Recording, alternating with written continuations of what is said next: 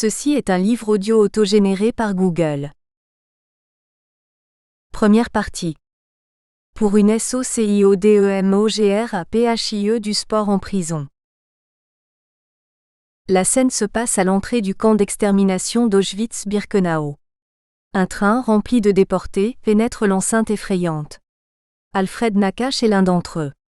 Posté au croisement des chemins qui mènent au travail ou aux chambres à gaz, un soldat allemand sauve ou condamne froidement les nouveaux arrivés. Gauche-gauche-droite, gauche-droite, gauche-gauche, mais je vous connais. Vous êtes Alfred Nakache, le prestigieux nageur? Saviez-vous que je nage aussi? Vous irez à l'infirmerie. Chapitre 1. REPERESTHEORIQUES 1.1. De l'opium en prison, l'approche critique du sport. En s'inscrivant dans le cadre des analyses marxistes et des études de l'école de Francfort, le courant de pensée critique du phénomène sportif développe l'idée selon laquelle le sport est un sujet d'ordre politique dont l'État se sert pour contrôler les masses dans un contexte plus large de domination institutionnelle, de l'Église, l'armée, l'école et la famille. Pour les auteurs de ce courant, l'essor des exercices physiques s'inscrit tout au long du XIXe siècle dans le cadre plus global d'une économie des corps destinée à accroître leur rendement au profit de la productivité industrielle et bourgeoise. À partir des années 60, 3 axes fondamentaux orientent l'approche critique du sport. Le postulat selon lequel le sport est le reflet de la société capitaliste. Le sport moderne reproduit les contradictions de la société capitaliste.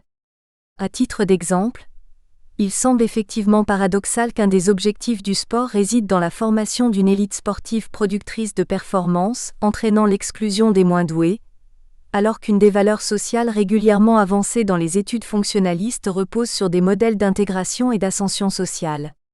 Pour cette raison, les caractères comparatifs et sélectifs de la logique de rendement du sport éliminent tous ceux qui ne sont pas en mesure de trouver les ressources nécessaires pour répondre aux besoins sans cesse grandissants de l'économie sportive basée sur le record. Machines sportives et instrumentalisation étatique. En comparaison avec l'exploitation des forces productives de la classe ouvrière, M. Brom évoque l'existence d'une force sportive abstraite, qui serait la capacité à produire un effort, un geste technique ou de force présentant une valeur donnée. Ces fonctions servent l'embrigadement politique et idéologique, l'amélioration de la force de travail, la reproduction idéologique des rapports sociaux de production, le maintien de l'ordre établi et la diffusion de l'idéologie bourgeoise. Ces fonctions externes recèlent des bénéfices marchands, une coexistence pacifique et un prestige national. Ces fonctions internes servent à légitimer l'ordre établi au détriment de la lutte des classes. Le sportif, comme l'ouvrier, voit chacun de ses gestes calculés précisément, préparés quotidiennement, répétés infiniment, surveillés au profit d'une optimisation de son rendement et de sa productivité. La logique sportive découle en cela d'une logique marchande identique à celle du capitalisme qui exploite les forces productives. Le sport est aujourd'hui, avec le marché, le marketing et le fétichisme de la marchandise, un des dogmes fondateurs du libéralisme contemporain. Le sport s'apparente à une entreprise capitaliste de spectacles sportifs. Il enrichit les plus riches dans un processus paradoxal où les ouvriers productifs emploient les sportifs improductifs en assistant à leur spectacle, et permet aux capitalistes gérant le spectacle de bénéficier d'une plus-value. Une sociologie de la mystification où le sport est perçu comme un opium du peuple. Système invisible aux yeux des masses exploitées, le spectacle sportif présente l'intérêt d'être un véritable opium du peuple. Il détourne des préoccupations économiques et sociales, au détriment de la mobilisation révolutionnaire et de la lucidité de classe. Déjà, au début du siècle, les militants politiques communistes et socialistes en avaient pris conscience. À leur regard, les Jeux olympiques ouvriers 1920 à 1936 détournaient les travailleurs de leurs revendications. Pour cette raison, le spectacle sportif provoque une diversion idéologique, remplit une fonction d'étourdissement et d'engourdissement des masses, chloroforme les consciences et les pulsions individuelles par ses illusions et ses mirages. Cette dimension reste d'ailleurs d'actualité. Selon M. Brom, il est clair que l'entreprise de déréalisation, d'évasion, de distraction des merveilleuses histoires du sport, qui se déroule sur les routes, les océans ou les sommets himalayens, dans les stades, les gymnases ou les dunes désertiques, ne peut avoir que des effets de dépolitisation, de détournement idéologique, de paupérisation culturelle au profit de l'ordre établi. En cela, le sport permet de préserver insidieusement l'ordre social et politique en place. Il représente un rempart de la domination bourgeoise contre l'idée d'action révolutionnaire, un instrument de la classe au pouvoir. Plus encore, les manifestations sportives sont instrumentalisées par les régimes totalitaires pour rassembler les masses autour d'une identité nationale, et de fait, masquer au monde entier les problèmes économiques et sociaux qui touchent les populations. Le sport, rideau idéologique derrière lequel se concentre le désastre réel, est la vitrine rose, l'écran de rêve, un mirage qui travestit la misère sociale, une scène qui masque les réels problèmes économiques et politiques. En cela, la scène sportive diffuse un effet de façade chimérique. Le spectacle footballistique, proposé comme modèle, n'offre rien d'autre à l'individu que la solution de se faire reconnaître d'une manière illusoire lorsque la modernité libérale ne permet plus de le faire démocratiquement et selon des aspirations progressistes et citoyennes. Ceci posé, ce courant théorique permet d'effectuer un rapprochement intéressant entre l'institution carcérale et le champ sportif, dont les fonctions et le mode d'organisation présentent des similitudes. Tout d'abord, en raison du contrôle que les manifestations sportives et la prison exercent respectivement sur l'ordre social et sur l'ordre carcéral.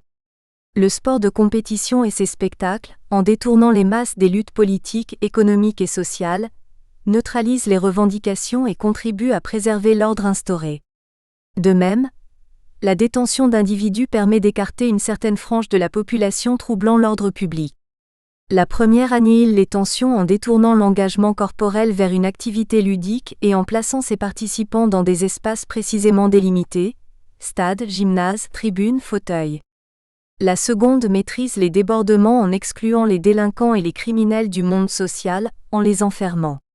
En cela, le sport et la prison sont des instruments au service du pouvoir, utilisés pour maîtriser les débordements qui risqueraient de remettre en cause son équilibre. Les pratiques sportives et le milieu carcéral peuvent par ailleurs être apparentés au fonctionnement militaire.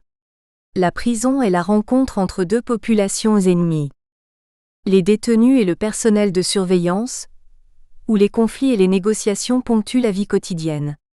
D'une manière identique, l'organisation sportive peut être comparée à une organisation guerrière avec ses combats, ses drapeaux, ses hymnes, ses chants et ses rapports de force.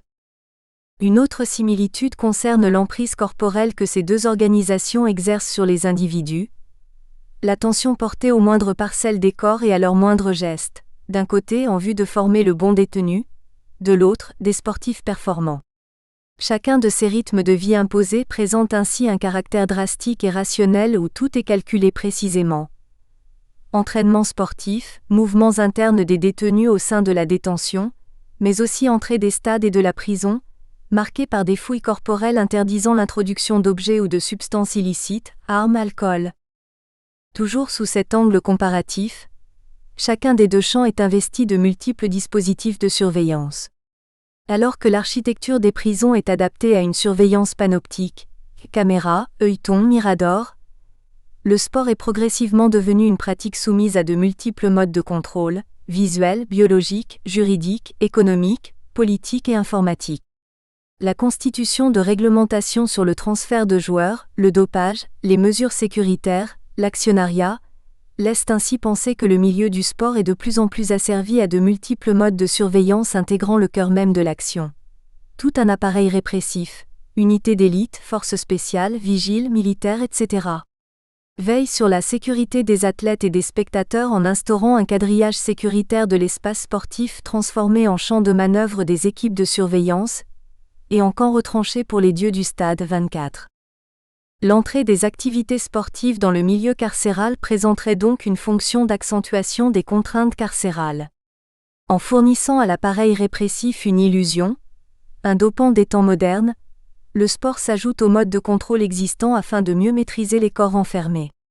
Le sport instaurerait ainsi une discipline draconienne en combinant subtilement l'emprise corporelle du milieu carcéral, aux cadences répétitives des entraînements et des rencontres sportives. Autre fonction, l'entrée du sport en prison offrirait à l'administration pénitentiaire un mode de préservation de l'ordre interne des prisons. De ce point de vue, l'addition prison plus sport aurait comme résultat la superposition de deux instruments de contrôle au service de l'État dont les fonctions doubleraient son emprise et son pouvoir sur les corps. D'une part, en inscrivant le sport dans la lignée des modèles normalisateurs tels l'usine, l'armée, l'école et l'hôpital. D'autre part, en procurant aux dirigeants un instrument moderne de contrôle qui transformerait les revendications individuelles et collectives en préoccupations sportives. Cependant, il conviendrait d'apporter quelques nuances à cette approche radicale du phénomène sportif. Il paraît effectivement essentiel de présenter quelques distinctions entre l'essor du phénomène sportif dans les sociétés capitalistes et celui rencontré dans les prisons. Si le principe de dérivation morale peut être entendu, il convient de préciser que le développement du sport en prison est loin de connaître la même dynamique que celui observé dans notre société. De la même manière, bien que la dimension compétitive des activités sportives puisse apparaître comme une stratégie institutionnelle destinée à réduire les tensions, il peut être intéressant de rappeler que les préoccupations individuelles d'ordre sportif peuvent aussi être à l'origine d'une stratégie de résistance envers l'emprise de l'institution. Pour ces raisons, la comparaison entre l'essor du sport dans notre société et celui plus contenu, des manifestations sportives carcérales, présente quelques limites qu'il nous paraît difficile de dépasser. M. Braun, l'un des principaux partisans de la théorie critique du sport, reconnaît lui-même les limites de l'approche marxiste avec sa tendance à minimiser, voire occulter complètement, les questions de la vie quotidienne, les modalités de vie et les préoccupations de tous les jours, sexualité, mort, suicide, interaction et communication verbale et non verbale, ritualité, etc. Le nombre élevé d'études portant sur la singularité des pratiques poursuivies en prison souligne en effet la conviction de plusieurs chercheurs à penser l'existence d'un effet carcéral. Ces Faugerons soulignent ainsi qu'une utilisation marxiste rigide du principe de less eligibility, qui en fait l'instrument de disciplinarisation des classes dominées, si elle permet grosso modo de lire une certaine économie de la peine touchant les catégories les plus démunies, échoue à traiter des autres aspects de l'enfermement, en particulier tous ceux touchant à la gestion des détenus, au processus des appauvrissement différentiel ou encore à la pénétration des politiques sociales dans les détentions, et au transfert de compétences vers des administrations extérieures à la prison, comme l'éducation ou la santé. Encore moins, ce principe permet-il de traiter de la spécificité de l'aspect sécuritaire. La théorie reste encore beaucoup trop globale pour permettre de rendre compte du gouvernement des détentions. Ceci posé, il conviendrait donc non plus de se questionner sur l'enjeu du sport dans la société moderne, mais de déplacer notre objet sur les scènes carcérales en fixant plus précisément notre attention sur ce qu'est le sport en prison et les enjeux spécifiques qui s'y attachent. Le recours à l'approche structuraliste nous a paru, dans un premier temps, le plus adapté pour traiter de cette question. 1.2. L'approche structuraliste du sport. Dans son article intitulé « Comment peut-on être sportif ?», Bourdieu considère l'ensemble des pratiques et des consommations sportives proposées aux agents sociaux comme une offre destinée à rencontrer une demande sociale. L'un des principaux objectifs de son approche vise à définir les facteurs historiques et sociaux, propres au champ sportif, qui déterminent à une période donnée l'univers de ces pratiques et les modes de consommation dont il fait l'objet. Par là même, l'auteur envisage de traiter l'histoire et la logique du sport d'une manière relativement autonome, presque indépendamment de l'histoire des grands événements politiques et économiques. Il évoque les conditions de l'avènement du sport moderne, ses origines anglaises et aristocratiques et la manière dont petit à petit, cet espace spécifique devient un espace de lutte autour d'enjeux précis tels que la réglementation, les modes d'appropriation et d'usage légitime du corps entre les différentes autorités, médecins, éducateurs, dont les cultures imposent certaines perceptions distinctives de ce que doit être le sport. Première phase déterminante et explicative des origines du sport, cette approche a donné lieu à de multiples productions scientifiques visant à définir les relations entretenues entre l'offre de pratique et la demande sociale. D'autres chercheurs se sont également attachés à définir l'offre sportive à partir des caractéristiques propres à chaque discipline. Un grand nombre de pratiques sportives ont ainsi été disséquées à partir des exigences motrices, de la coordination des mouvements et du rapport au corps qu'elle réclamait. Parmi les critères relevés pour définir cette offre de pratique, les tenants de ce courant ont retenu l'instrumentalisation et le niveau de maîtrise de la technicité exigé par certaines pratiques.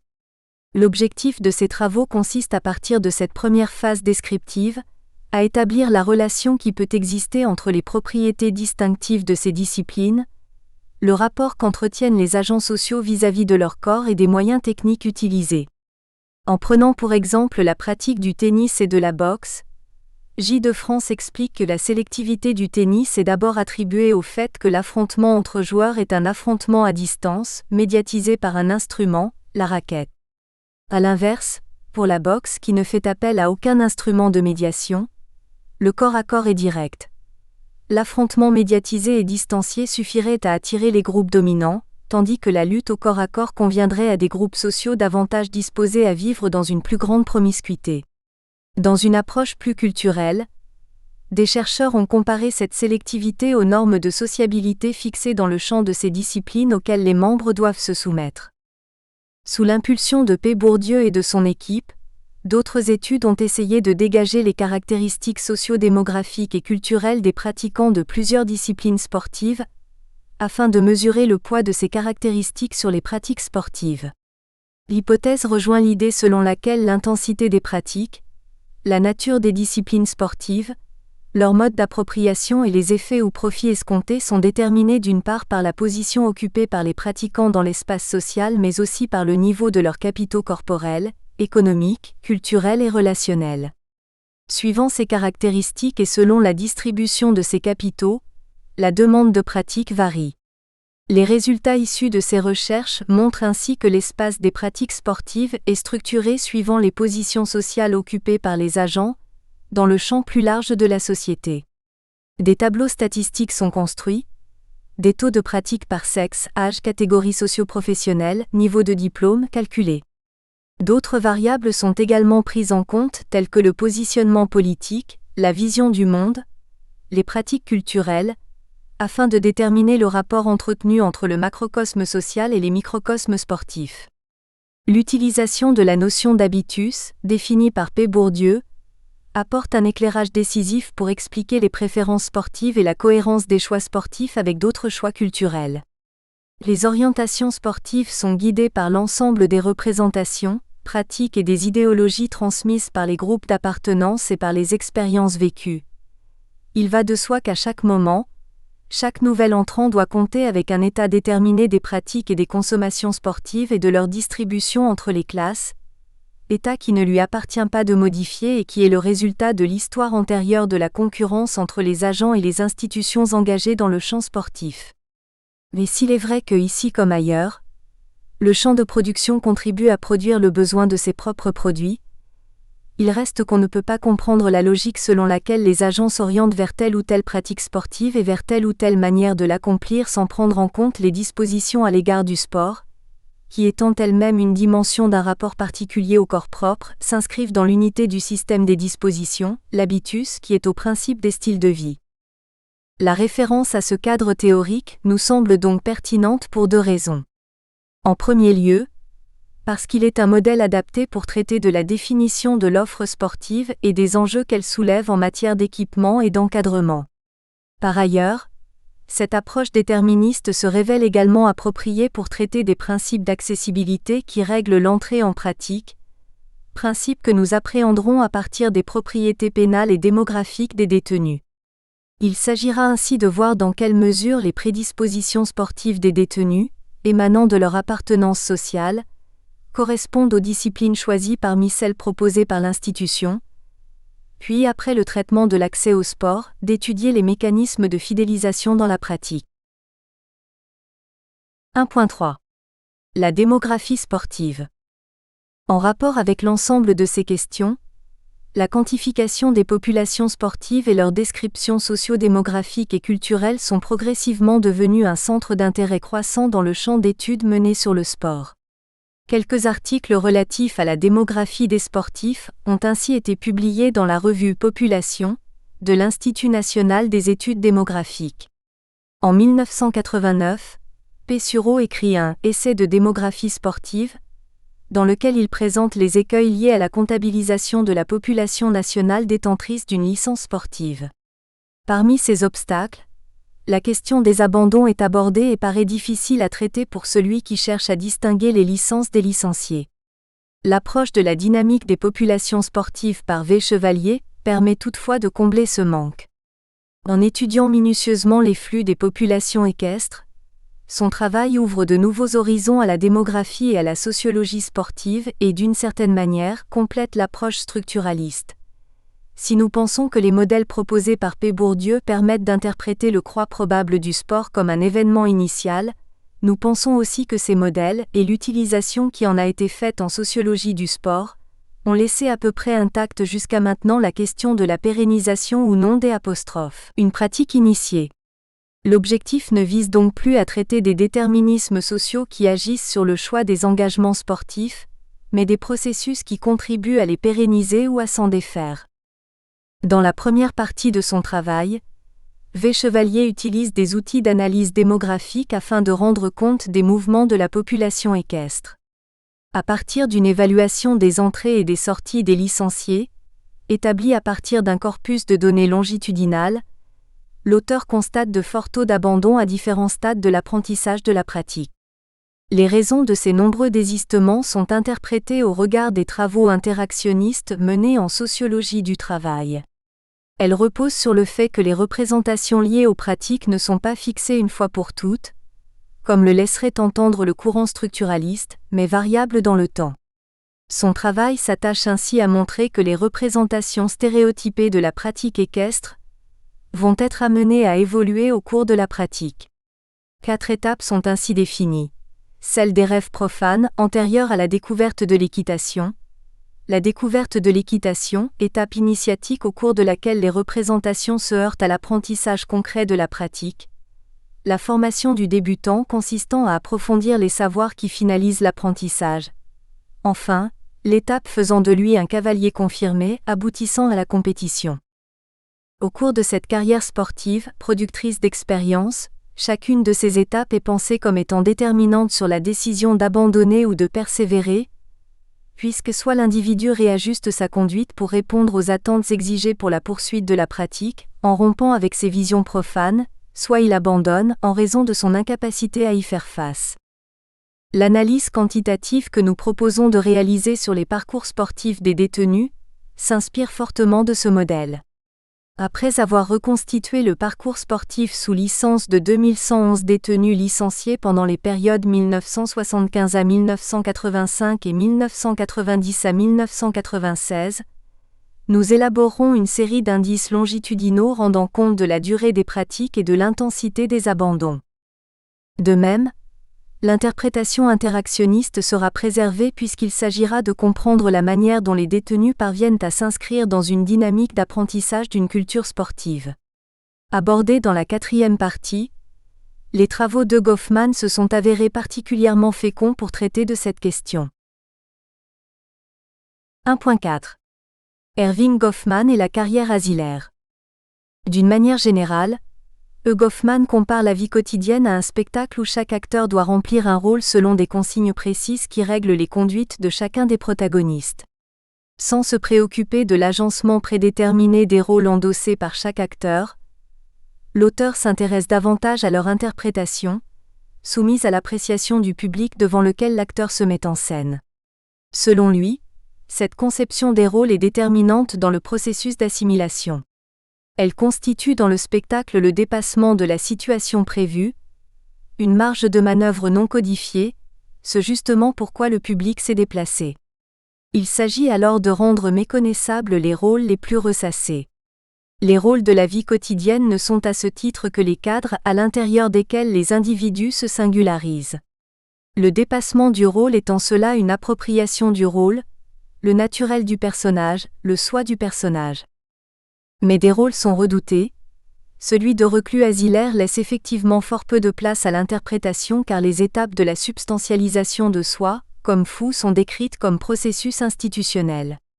L'essentiel est alors de ne pas confondre le soi et le rôle, car le soi ne se définit pas uniquement selon la forme achevée de cette substantialisation. L'acteur peut en effet prendre ses distances au rôle, voire refuser de l'interpréter. C'est la thèse développée par Hugh Hoffman dans Asile. L'individu considéré comme fou essaie d'échapper le plus possible à l'imposition d'un rôle dégradant. De plus, bien que les détenus soient placés sous la même autorité, donc prédisposés à jouer un rôle identique, leur situation individuelle présente des différences permettant à chacun d'entre eux d'interpréter le statut qui leur est imposé d'une manière singulière. Ce qui pourrait paraître paradoxal est que la condition de cette individualisation ne s'établit qu'à travers cette prise de rôle. Après avoir refusé dans un premier temps de l'interpréter, les détenus prennent effectivement conscience de la nécessité de l'endosser. D'abord pour des questions de survie, puis en vue de maîtriser un système et d'en reconnaître les failles afin d'en retirer certains intérêts. Consécutivement, l'acceptation du rôle se révèle être une condition essentielle, sinon nécessaire, de leur prise de distance par rapport à l'institution. En considérant les interactions qui surviennent au rythme de la vie quotidienne comme un travail perpétuel de figuration, dont l'objectif vise à sauver la face et à éviter que l'autre ne la perde, Hugh Hoffman assimile l'internement asilaire à un processus de défiguration, au cours duquel l'individu perd toute possibilité d'interpréter les rôles sociaux qu'il tenait dans la vie courante.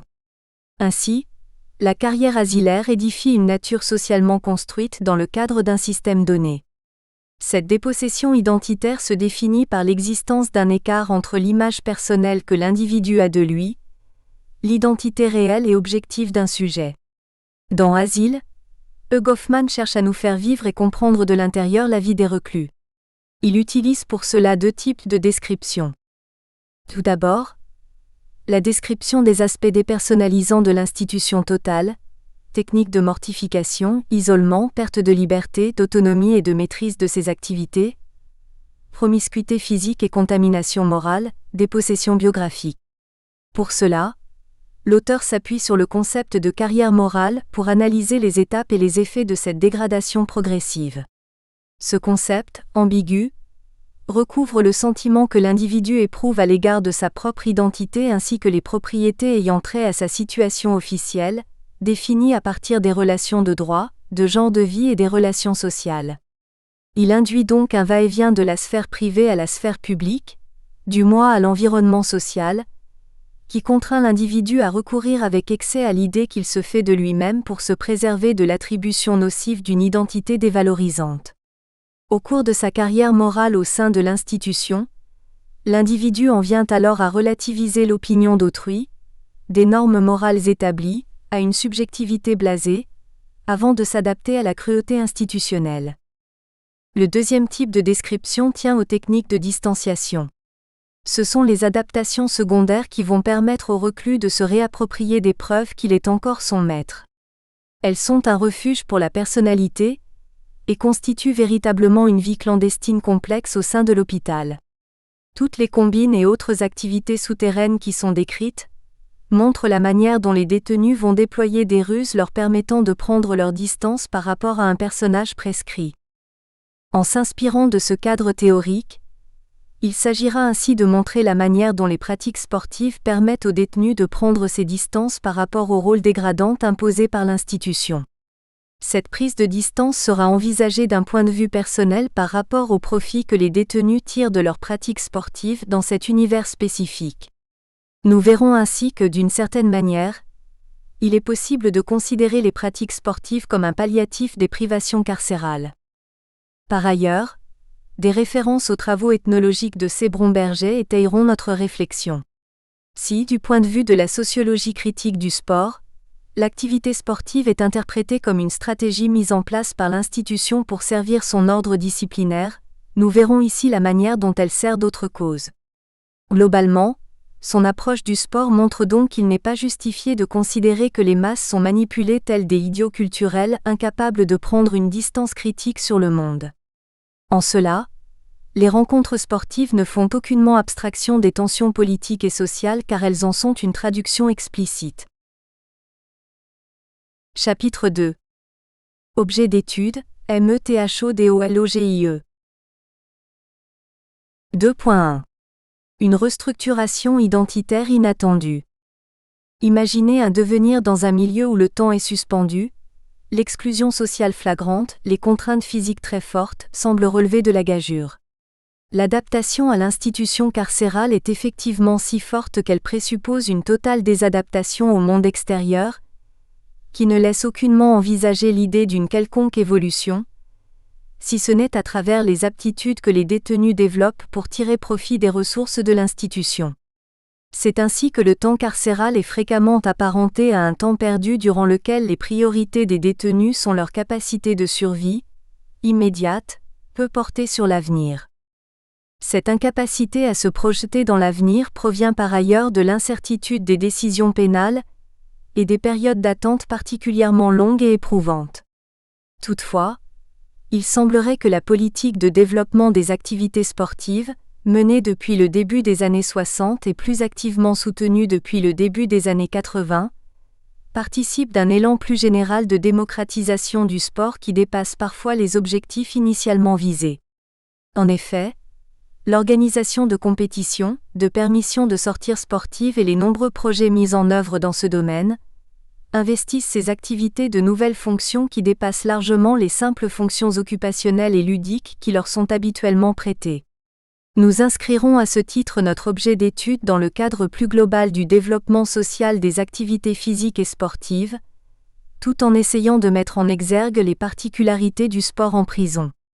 Enrichis des travaux menés en sociologie du sport, nous tenterons tout au long de ce travail de montrer ce qui fait la spécificité de ces activités, en accordant une attention particulière aux obstacles qui se dressent devant les acteurs de l'univers carcéral et à la singularité des attentes qu'elles suscitent.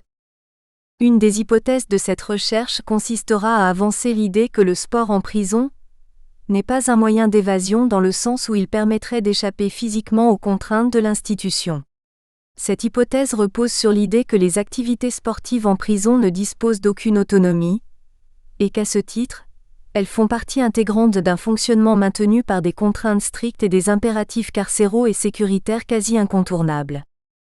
Dans la perspective de la théorie critique du sport, nous tenterons effectivement de montrer que le sport en prison ne peut être considéré comme un moyen d'évasion, parce qu'il est une stratégie développée par l'institution pour occuper la population carcérale et la détourner d'actes destructeurs et de pensées malsaines nuisant à son équilibre. À ce titre, il s'agira d'avancer l'idée qu'en dépit des textes juridiques promouvant les vertus hygiéniques et socialisantes du sport en prison, l'essor des activités sportives sert avant tout l'institution dans sa mission de garde et l'entretien d'un équilibre interne.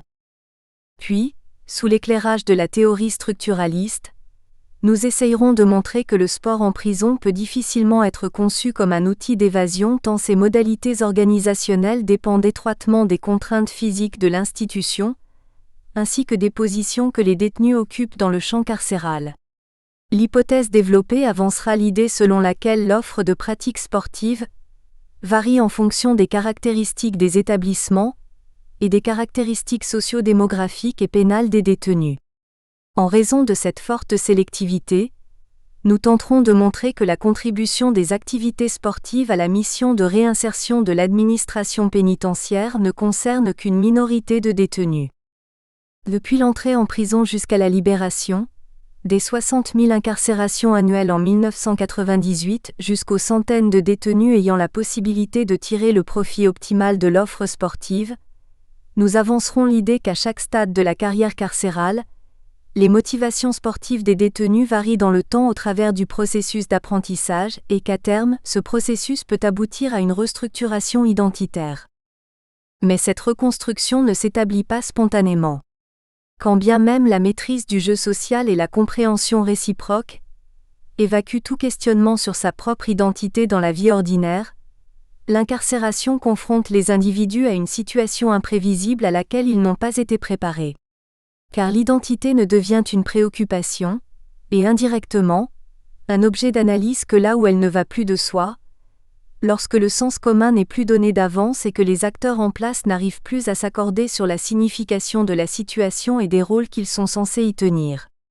De cette situation vécue collectivement ressort un sentiment d'étrangeté, provenant de la grande diversité des histoires individuelles et d'un manque de repères collectifs. C'est ainsi qu'au cours de ce processus de déracinement, la création de nouveaux liens marque une rupture par rapport au monde extérieur. L'identité se déchire, partagée entre l'appartenance antérieure à un groupe et l'acquisition de nouveaux attributs identitaires. M. Pollack émet l'hypothèse qu'en dépit de ces conditions extrêmes, et dans des limites très étroites, l'homme parvient à résister et à survivre grâce à ses prédispositions. Dans cette perspective, il s'agira d'avancer qu'en dépit de l'imposition d'une identité carcérale, forte en début de carrière, les pratiques sportives permettent aux détenus de se réapproprier une part de ce qui était leur identité sociale en réactivant leurs acquis sportifs au fil de l'incarcération dans les espaces accordés, en rendant cohérentes les appartenances passées aux contraintes présentes. Ce travail, nécessitant une attention permanente, reste donc étroitement rattaché à un habitus rendant à la personne une certaine continuité, une ressource mobilisable contribuant à sa survie. M. Pollack souligne à ce sujet que tous les savoir-faire pratiques qui permettent de maintenir le corps en forme apparaissent dans les récits biographiques comme faisant partie des ressources les plus efficientes, la cosmétique, la gymnastique. Le concept de carrière, utilisé au cours de ce travail, permettra de travailler notre objet d'un point de vue longitudinal, en montrant la manière dont les pratiques sportives et leur représentation varient au cours de la peine. Partant du postulat que les identités sont des identifications, un chapitre portera sur la nature des contacts échangés au cours des rencontres sportives, véritable modalité de validation par lesquelles le détenu devra passer pour faire reconnaître sa sportivité auprès des autres pourvoyeurs d'identité. Enfin, on tentera de montrer que cette reconquête identitaire se heurte perpétuellement au stigmate carcéral, les événements sportifs rétablissant un lien avec l'extérieur apparaissant également comme des situations où la différence est mise en avant sur la place sociale. 2.2. Méthodologie. Une des caractéristiques de cette étude réside dans la diversité des méthodes employées pour le recueil et l'exploitation des données. L'élaboration de questionnaires, leur exploitation statistique, le recueil de données quantitatives, l'approche longitudinale des cohortes de licenciés, les méthodes d'entretien et d'observation participantes ont effectivement été jugées pertinents pour saisir et dévoiler les dimensions multiples de notre objet. L'élaboration de questionnaires. Afin de dresser un état des lieux de la pratique sportive en prison, l'élaboration d'un premier questionnaire visant la collecte d'un corpus de données quantitatives sur l'état du cadre physique des pratiques, infrastructures sportives et personnel encadrant, et le recensement des effectifs de pratiquants est apparu essentiel. L'envoi de ces questionnaires a été effectué auprès des 42 centres de détention et quartiers de même régime, après avoir obtenu l'autorisation de l'administration pénitentiaire. Notre demande s'est orientée vers ce type d'établissement pour deux raisons principales. D'une part, dans le cadre de ce travail, une étude portant sur l'ensemble des établissements, au nombre de 186, ne pouvait pas être engagée pour des questions de moyens dont nous ne disposions pas. D'autre part, nous avons pensé qu'il était plus judicieux de commencer par nous intéresser aux pratiques sportives de compétition plutôt qu'aux pratiques sportives plus informelles des cours de promenade. Conscient des limites de ce champ d'étude, qui est loin de recouvrir la totalité des activités sportives des prisons, ce choix a été jugé pertinent pour plusieurs raisons. En premier lieu, il nous a permis d'objectiver les pratiques en ciblant un angle d'approche qui par la suite, s'est révélé fécond pour traiter des autres formes de pratiques existant en prison. De plus, l'affiliation des détenus à une fédération sportive passant nécessairement par une prise de licence, cet enregistrement systématique des adhésions permit de quantifier la population sportive, d'identifier les disciplines et de rendre compte de leur évolution dans le temps. Enfin, en raison de la variété des aspects que cette forme spécifique de pratique présente, entraînement, rencontres sportives officielles, sorties sportives, régularité des manifestations et des liens entretenus avec l'univers extérieur, l'étude des pratiques sportives institutionnalisées permet d'aborder notre objet d'étude à la lumière de plusieurs thèmes qu'il nous semble intéressant de traiter. Afin de connaître plus en détail le profil des licenciés et d'élaborer une analyse différentielle et longitudinale des pratiquants, un autre questionnaire fut envoyé aux moniteurs de sport des 19 centres de détention ayant compté des licenciés depuis 1990. Cette opération avait pour objectif le recueil des listes annuelles de pratiquants, leur âge et les disciplines pratiquées, le simple recensement quantitatif mené dans la première enquête ne suffisant pas pour mener de telles investigations. Puis, les informations recueillies furent croisées avec celles du fichier national des détenus afin de dresser le profil pénal des licenciés. Ces données rassemblées, la reconstitution du profil démographique et pénal des détenus licenciés devenait possible. Toutefois, afin de calculer des taux de pratique, il nous fallait encore disposer des statistiques concernant les établissements où les détenus licenciés étaient présents. Pour cela, nous avons eu recours aux statistiques trimestrielles de l'administration pénitentiaire.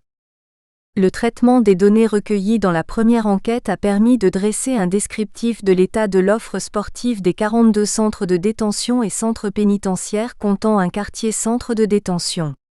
Croisé avec d'autres données statistiques, durée de garde, densité des départements où les centres de détention sont implantés, ces informations ont donné lieu à une analyse différentielle faisant ressurgir les facteurs déterminant l'organisation de pratiques sportives de compétition.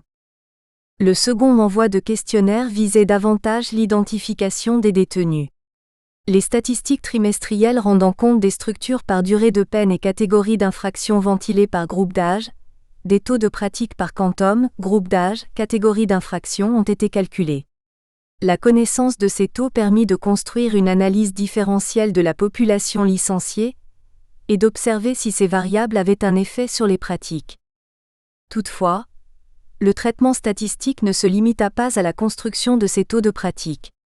À partir des listes nominatives des détenus licenciés, nous avons envisagé de réaliser une étude longitudinale en suivant chacun des détenus licenciés depuis 1990. Les fichiers des licenciés de la période 1975 à 1985 nous ayant été transmis, nous avons cherché à reconstituer longitudinalement 25 ans de pratique. L'exploitation statistique de ces données a ainsi permis de reconstituer les parcours sportifs sous licence de 2111 détenus et de calculer des taux de noviciat et d'abandon, des durées de pratique et des quotients d'abandon selon l'ancienneté. Le terrain. Cette approche quantitative a été ensuite complétée par un travail de terrain dont l'objectif consistait à observer les manifestations sportives, recueillir des documents, des lettres et des rapports afin d'illustrer au mieux notre réflexion. L'organisation de ces stages a nécessité l'élaboration de conventions entre l'Université de Paris-TIS-Nanterre et les établissements pénitentiaires concernés. Après avoir décidé de mener nos investigations dans 4 centres de détention réputés pour la qualité de leur offre sportive, la programmation de ces stages a nécessité l'obtention de nouvelles autorisations auprès des directions régionales, accordées avec le soutien de l'administration pénitentiaire. Aussi, bien que les conclusions tirées de l'étude de ces 4 centres de détention ne puissent aboutir à des conclusions générales, de nombreux points ont néanmoins pu être soulevés tant à l'échelle de la variété des organisations et des expériences menées qu'à celle des individus et des parcours rencontrés. Guidés dans un premier temps par l'hypothèse d'une organisation sportive étroitement dépendante de l'histoire et du contexte des établissements, notre première approche se voulait comparative et, d'une certaine manière, reproduire en partie le modèle d'analyse que Pécombesi avait appliqué dans son étude d'écologie carcérale. Mais, au fil de l'étude, cette démarche ne s'est pas révélée être la plus pertinente pour notre objet d'étude, un grand nombre de similitudes étant progressivement observées dans l'organisation des services sportifs des établissements. Le choix des établissements s'est également posé en termes de régime. Devions-nous choisir uniquement des centres de détention ou investir d'autres catégories d'établissements? Parce que les centres de détention comptaient la majorité des licenciés, et que l'offre de pratique y offrait une grande richesse d'événements sportifs, nous décidâmes d'opter pour eux. 4 d'entre eux furent ainsi choisis, Écrouves, Tarascon, Val-de-Reuil et Muret. Parallèlement, 800 heures d'intervention en tant qu'animateur d'un atelier d'échecs à la maison d'arrêt de la Sante, réparties sur 4 ans, ont également permis de prendre conscience des difficultés que les détenus et les moniteurs de sport des maisons d'arrêt rencontraient dans la pratique d'un sport et la mise au point de projets. Enfin, la reconstitution des parcours professionnels et sportifs des moniteurs de sport et des détenus a permis de recueillir des données sur les autres types de régimes. Les 4 stages ont duré en moyenne 15 jours. Tant auprès des personnels de surveillance qu'auprès des détenus, la présence du chercheur n'a suscité aucun problème, du moins à ce que nous en avons su. En outre, la nature de notre objet d'étude nous a également permis de bénéficier d'une certaine neutralité à l'égard de ces deux catégories de population. Notre présence en détention s'est principalement structurée autour des événements sportifs. C'est pourquoi, dès le premier jour de notre arrivée, nous demandions aux moniteurs de sport de nous fournir le programme sportif des prochaines journées afin d'organiser le séjour de la manière la plus adaptée en alternant les séances d'observation avec les entretiens. Parfois même, les dates de stage furent fixées en fonction de l'organisation d'une manifestation sportive spécifique. Systématiquement, un entretien était organisé avec le directeur de l'établissement dès le premier jour.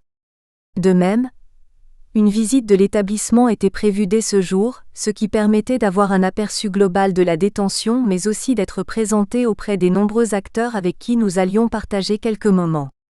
Ces visites étaient le plus souvent effectuées par des moniteurs de sport, principaux médiateurs institutionnels de nos investigations. Comme tout travail de terrain nécessitant le soutien d'individus clés, de collaborateurs de la recherche, pour reprendre les termes de W. White, les relations entretenues avec les moniteurs de sport ont activement contribué au bon déroulement de la recherche. Passant une bonne partie de notre temps dans leur bureau, la variété des manifestations sportives auxquelles nous avons assisté et parfois même participé, a permis de tirer beaucoup de matériaux d'analyse intégrés dans ce travail. Les entretiens. Les entretiens s'inscrivent en complémentarité de l'observation de terrain. EUS représente la méthode principale d'investigation de notre objet d'étude. Le recours à ce type de méthodologie a été essentiel pour rendre compte des représentations que les acteurs du milieu carcéral avaient à l'égard des activités sportives. Des questions sur les pratiques ont été posées aux détenus, afin de faire émerger l'influence de ces dernières sur les représentations individuelles et leurs attentes. Au total, 45 entretiens semi-directifs ont été réalisés, dont 21 avec les détenus, 13 avec les moniteurs de sport, 7 avec les personnels de surveillance et 4 avec les directeurs d'établissement. Parallèlement, 8 entretiens libres ont été menés avec des acteurs extérieurs aux établissements, 3 joueurs, un arbitre, une directrice d'école et 3 juges d'application des peines. La proportion de femmes incarcérées étant très faible, 4% pour l'ensemble de la population carcérale et 3% en centre de détention, et leur effectif de licenciés quasi nul, aucune détenue n'a été interrogée. Mis à part cette variable, aucune caractéristique socio-démographique ni pénale n'a été retenue dans la sélectivité des détenus, si ce n'est le fait d'être incarcérés en centre de détention. L'objectif premier de ces entretiens était d'expliciter les pratiques et les représentations des activités sportives dans l'univers carcéral. L'hypothèse émise consistait à penser qu'en fonction des positions occupées, les pratiques et le regard porté sur le sport variaient. Ainsi, directeurs, personnel de surveillance, moniteurs de sport et détenus ont été interrogés. Notre échantillonnage a été constitué comme suit. Systématiquement, tous les directeurs ainsi que l'ensemble des moniteurs de sport des centres de détention où nous avons réalisé nos stages ont été interrogés. Pour les personnels de surveillance, nous nous sommes volontairement orientés vers les agents tenant des positions précisément définies à l'égard de notre objet, afin de faire émerger les avantages et les désagréments que les activités sportives présentaient dans le cadre de leur profession. En ce qui concerne les détenus, les moniteurs de sport nous ont orientés vers les plus sportifs. De même, nous avons interrogé des pratiquants de diverses disciplines, sachant que ces dernières présentaient des propriétés distinctives pouvant influencer les motivations individuelles. Parfois, certaines demandes d'entretien ont été effectuées sans intermédiaire, les contacts naturels occasionnés par notre présence régulière au service des sports autorisant des programmations directes d'entretien avec les détenus. Dans l'objectif de rentabiliser doublement notre période d'observation, nous avons fait en sorte d'organiser les entretiens au cours des derniers jours de notre présence sur le terrain, bénéficiant ainsi du capital relationnel que nous étions parvenus à accumuler au cours des 2 semaines. Les lieux dans lesquels se sont déroulés ces échanges variaient selon les établissements. Rapidement, nous avons pris conscience du fait que des entretiens menés dans les bureaux des surveillants ou dans des locaux les juxtaposant n'étaient pas appropriés à la production d'une parole libre. De fait, la majorité de ces rencontres ont eu lieu dans les bureaux des moniteurs de sport et parfois même, dans les cellules des détenus. 3 entretiens. L'appropriation du guide d'entretien, la nécessité de passer par des détours jugés essentiels pour entretenir une certaine réciprocité, se sont avérés décisifs pour assurer un échange de qualité et favoriser la formulation des représentations et des expériences vécues. Ajouté à la facilité de parole accordée par les conditions mêmes de l'entretien, le fait de s'entretenir sur un sujet qui leur tenait à cœur a souvent amené les détenus à déclarer en fin d'entretien la satisfaction qu'ils avaient éprouvée durant l'échange. L'élaboration des guides d'entretien semi-directifs présente une partie commune pour l'ensemble des acteurs interrogés, et des questions plus individualisées selon les positions occupées dans l'espace carcéral. L'étude portant sur les pratiques sportives des détenus, les directeurs, les surveillants et les moniteurs de sport ont davantage été interrogés sur les représentations qu'ils avaient du sport en prison, et des fonctions que ce type d'activité remplissait dans l'univers carcéral. Des questions portant sur les pratiques ont été ajoutées dans le guide d'entretien destiné aux détenus. Celle-ci supposait le récit des expériences individuelles sur le plan des pratiques. Parcours sportif antérieur à l'incarcération, initiation, apprentissage, progrès enregistrés, prise de licence, abandon, rencontres sportives, permission de sortir sportive, ainsi que des perceptions résultant de ce vécu, motivation, attentes et faits du sport. Ces comptes-rendus de comptes-rendus, pour reprendre l'expression de D. Mazières et de C. Dubar, ont apporté à l'exposé une petite note ethnographique qui nous paraissait essentielle de présenter en raison des circonstances dans lesquelles notre enquête s'est réalisée. Seconde partie. La naissance du sport en prison. Chapitre 1. La prison, REPERES historique. Cette seconde partie vise à présenter le sport en prison dans sa dimension historique, afin de montrer la manière dont le législateur a progressivement jugé opportun d'intégrer une pédagogie du corps dans le système carcéral. Ce retour en arrière nous a effectivement paru essentiel pour comprendre la place que tient aujourd'hui le sport au sein des établissements pénitentiaires. Essentiel aussi, pour décrypter l'état actuel de ces activités et les enjeux qui y sont rattachés. Car quand bien même l'histoire du sport en prison est balisée d'étapes décisives et représentatives de l'évolution des sensibilités et des mentalités de l'époque, les enjeux que ces activités recouvrent au sein de l'institution pénitentiaire se révèlent très rapidement être un des points sensibles des contradictions des missions de garde et de réinsertion du système carcéral. Relaté à partir de plusieurs ouvrages majeurs traitant de l'histoire des prisons et du processus de sportification qui la traverse au cours du temps, cette approche a été élaborée chronologiquement. Il s'agit de montrer que derrière l'officialisation de la prison comme base du système pénal, apparaît une conception différente de l'application du pouvoir et d'une manière plus subreptice, du regard porté sur le corps du condamné. L'hypothèse formulée avancera l'idée selon laquelle cet intérêt porté au corps n'est pas une spécificité du système répressif, mais une tendance générale d'une société dans laquelle l'exploitation et la manipulation des masses deviennent un élément central de son fonctionnement. En cela, il conviendra de s'intéresser de plus près à l'essor des exercices physiques et de son intégration progressive au système carcéral soumis aux influences extérieures. 1.1. 1789, la prison comme base du système répressif. En 1789, les révolutionnaires et les philosophes des Lumières, en inventant la liberté, en font également son contraire. La peine privative de liberté devient la base du système pénal. Désormais, la punition n'est plus théâtralisée sur la place publique mais refoulée et dissimulée au fond des cachots. Au spectacle des suppliciés se substituent l'isolement et l'enfermement. Certes, l'Ancien Régime avait déjà eu recours à la prison mais c'était uniquement pour la garde des accusés et la mise à l'écart des opposants politiques. Jusqu'à la fin du XVIIIe siècle, les peines de droit commun sont essentiellement des peines corporelles, des supplices, dont M. Foucault s'est attaché à dénoncer l'atrocité en décrivant minutieusement la scène d'un écartèlement. L'amputation, le bûcher, le fouet, la torture, les pendaisons sont alors des pratiques courantes de l'éventail répressif de l'appareil judiciaire. Le recours à la prison est donc encore un fait marginal. Mais le caractère arbitraire du pouvoir monarchique provoque à de nombreuses reprises le soulèvement des foules lors des exécutions. Les dénonciations se multiplient et les insurrections du peuple, de plus en plus redoutées par l'État, entraînent la disparition progressive de ces châtiments publics dans la première moitié du XVIIIe siècle, contribuant activement à l'avènement officiel des peines d'enfermement. Par le Code pénal de 1791, la Révolution française consacre donc la peine de prison. Mais l'état de salubrité dans lequel ces établissements se trouvent pose de nombreux problèmes. À cette époque, les prisons sont effectivement marquées par des conditions d'hygiène déplorables. La saleté et le froid n'épargnent personne.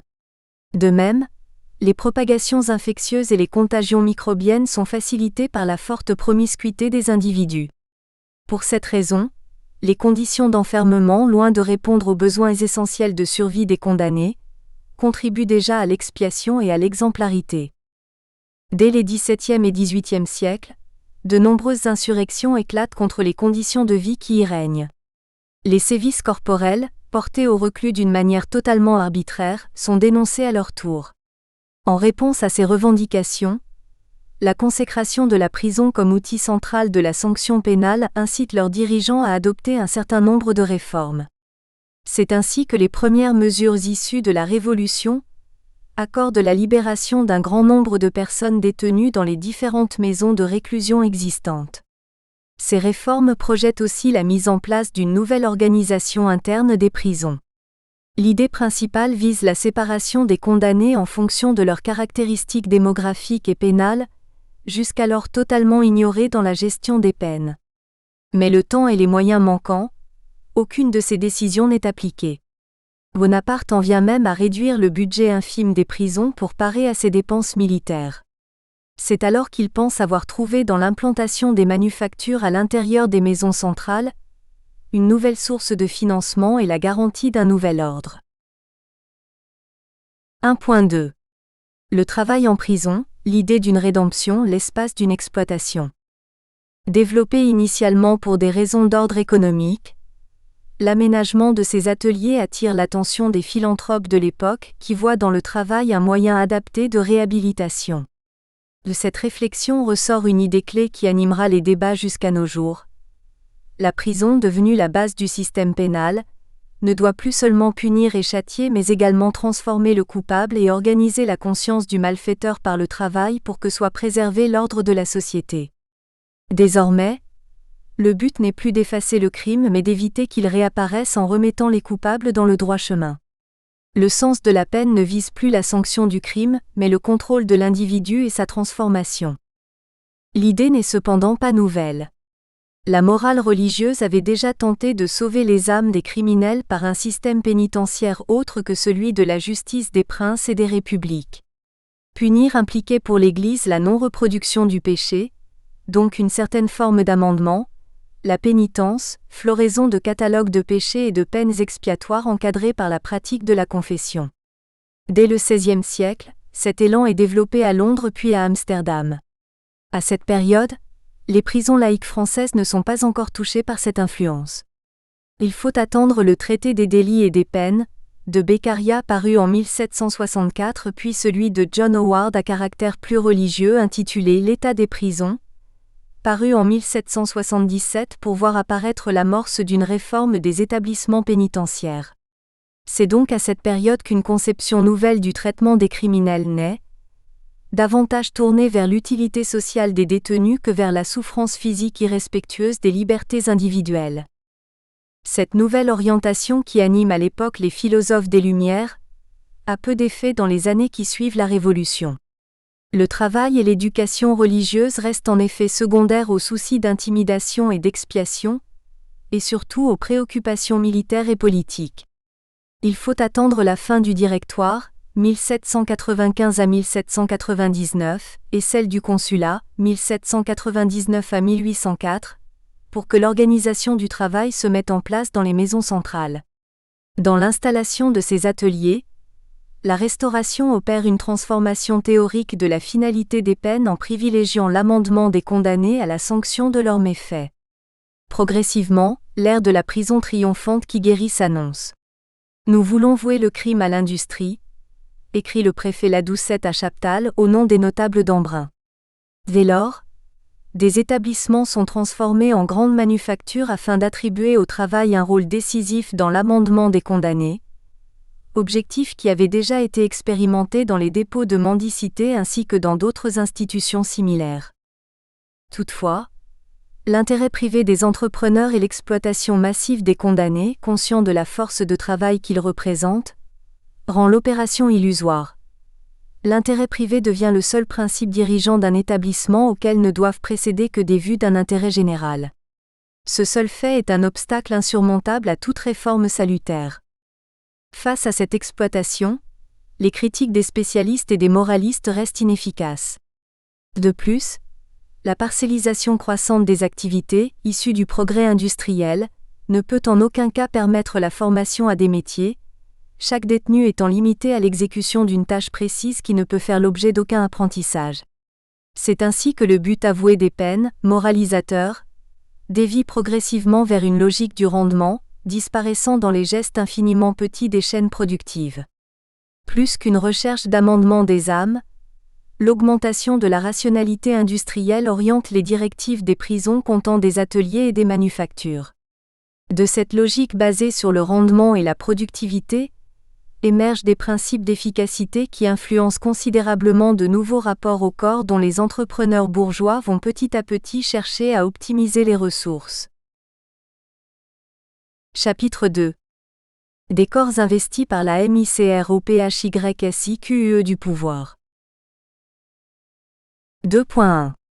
L'âme, prison d'un corps instrumentalisé. Au Moyen Âge, l'âme étant considérée comme supérieure au corps, l'intérêt d'une éducation corporelle est inexistante. Le christianisme qualifie le corps de vil et de méprisable, il est brimé, oublié. Cette conception, qui n'est pas sans rappeler l'hypothèse de Platon selon laquelle le corps est le tombeau de l'âme, dépeint un corps-écran qui enferme l'esprit et empêche d'accéder à la raison et à la vérité. Il faut attendre la première moitié du XVIIe siècle pour que cette vision connaisse un changement. Selon R. Descartes, le corps n'est plus cette dépouille mortelle encombrante mais devient une substance étendue unie à l'âme. Cette union prend la forme de permanente interaction. Action de l'âme sur le corps, en tant que corps-machine dont l'âme a besoin pour agir, et action du corps sur l'âme, le corps étant la source des passions et des sentiments.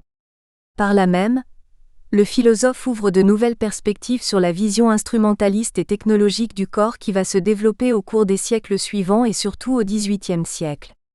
À cette période, le traitement des corps se voit effectivement entouré d'un ensemble de moyens techniques et précis qui vont se substituer à ceux, plus brutaux et plus dangereux, utilisés jusqu'à cette période à des fins de redressement. C'est ainsi que la planche et la muraille, qui contraignent le corps jusqu'à l'effacer comme porteur d'un mal condamné, celui des passions et des mouvements turbulents, sont progressivement considérés comme de véritables outils de torture. De même, le port très répandu des corsets et des maillots redresseurs du XVIIe siècle fait l'objet de vives critiques à la fin du XVIIIe siècle. D'une manière identique, l'avènement de la prison comme base du système pénal s'inscrit dans une logique d'adoucissement des traitements corporels. C'est ainsi que la peine d'enfermement inverse au XVIIIe et XIXe siècle la fonction du corps dans le processus pénal. D'objet direct du supplice, où la souffrance et la douleur physique sont les principaux éléments constituants de la peine, il devient l'instrument de la peine dans un système de contraintes et de privations, d'obligations et d'interdits où les droits sont suspendus.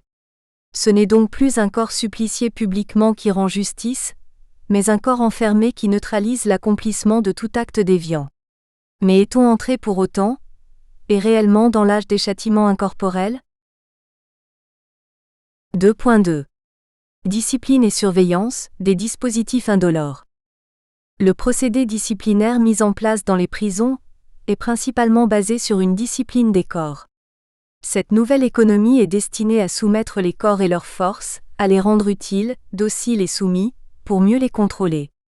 L'application d'un emploi du temps strict, hérité des communautés monastiques, apparaît comme un des points essentiels de contrôle des activités. Outre cette programmation méticuleuse du quotidien, le mode d'utilisation des cellules fait également l'objet de nombreux débats entre les philanthropes du XIXe siècle. Les discussions les plus vives opposent les partisans du système pennsylvanien, isolement total et recueillement quasi religieux, avec ceux du système auburnien, enfermement cellulaire la nuit mais travail en collectivité la journée. Suivant les principes adoptés, l'aménagement minutieux du temps pénal et le dosage soigneux de l'enfermement cellulaire, les procédés d'enfermement se multiplient.